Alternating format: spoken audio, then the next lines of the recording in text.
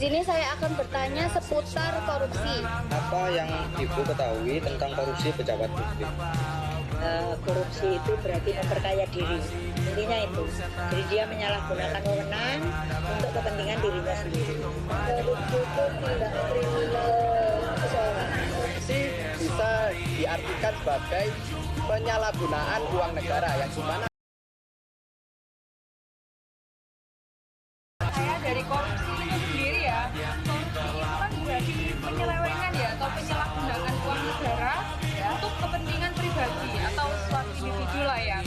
Kalau misalnya korupsi pejabat publik berarti penyalahgunaan uang negara yang dilakukan oleh pejabat publik demi keuntungan dirinya sendiri. Korupsi yang dikuasai oleh pejabat-pejabat yang di atas. Apa dampaknya bagi masyarakat sekitar? Jangka panjang ya sangat mempengaruhi kualitas pembangunan yang ada di sekitar masyarakat. Menurut aku dampak bagi masyarakat sekitar itu banyak, bisa yang pertama itu menimbulkan kekurangannya ekonomi. Kalau misalnya di bidang kesehatan uang yang dikorupsi negara itu banyak, otomatis yang terdampak itu di daerah-daerah kecil.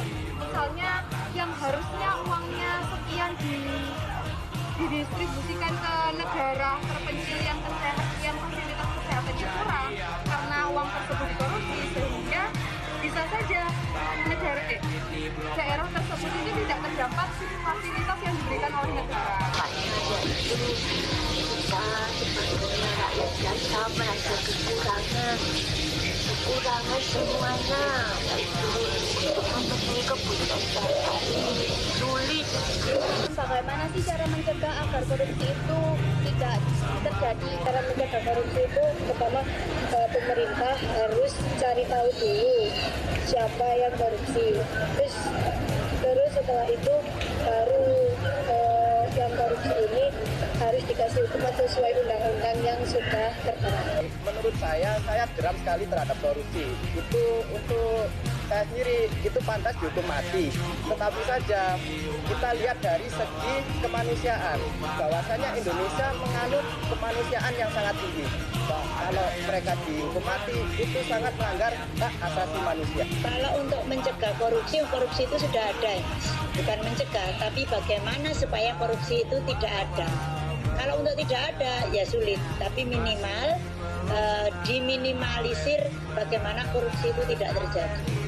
Salah satunya mulai dari diri sendiri, tentunya. Jadi dimulai dari kesadaran diri sendiri untuk tidak melakukan tindak korupsi. Kalau misalnya kita disuruh ibu kita untuk memberikan beras nih, misalnya uangnya 20.000, harga berasnya 18.000, yang 2.000 ini kita nggak kembalikan, tapi kita buat beli jajan, itu udah termasuk korupsi.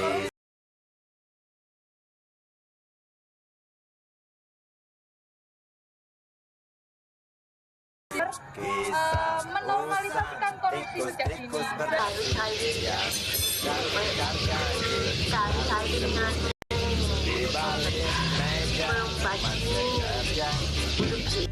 Apa harapan Ibu terhadap generasi muda dalam melawan praktik korupsi? Harapan saya sebagai seorang guru di SMA Negeri 1 Kejayan mengharapkan bahwa siswa-siswa SMA Negeri 1 Kejayan harus bersikap jujur mulai dari saat ini. Baik itu jujur untuk dirinya sendiri maupun jujur untuk kelas atau jujur dalam hal bernegara. Terima kasih Bu Dwi. Oke. Sudah, terima kasih. Baik, terima kasih. Ya sudah, terima kasih Bu Nini. Terima kasih. Sudah kan? Iya, terima kasih. Teman-teman, dari pembahasan kita tadi, kita bisa lihat bahwa korupsi bukan hanya masalah hukum, tapi juga masalah moral dan tanggung jawab. Betul, korupsi pejabat publik menunjukkan hilangnya rasa jujur dan rasa amanah yang seharusnya dimiliki oleh setiap pemimpin. Oleh karena itu, sebagai generasi muda, kita perlu menanamkan sikap jujur, disiplin, dan bertanggung jawab sejak sekarang. Jangan tunggu jadi pejabat dulu, baru ingin berbuat baik.